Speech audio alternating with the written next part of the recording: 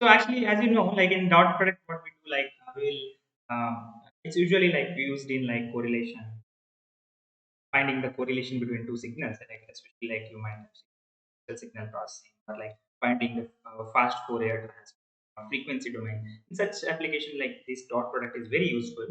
And so actually, like what we'll be doing, 3 into 5, 4 into 6, 5 into, so it's like element wise multiplication and summation.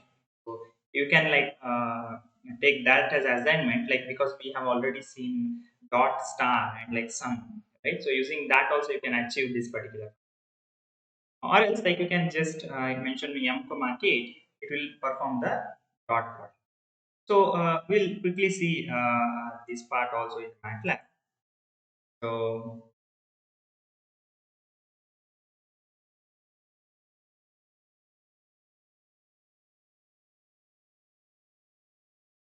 I have answer, uh, that is 729 343 125, and I'll create another variable called a is 345.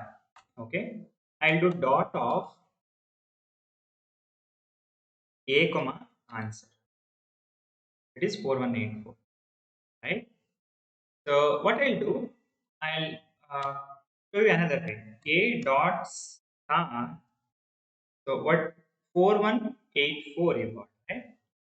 Yes. So you can just try this also. A dot star. Maybe like we'll take fresh example because answer will be updated each time. A equals to 123. B equals to 567. So first I'll take the dot product. No, dot of A comma B. It is 38. Now what I'll do, A dot star sum 38. So it proves that, right? So you can use like whatever the functionality we have studied previously, and you can arrive at the same value, right? So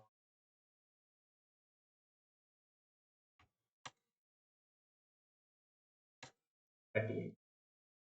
Fine? Clear?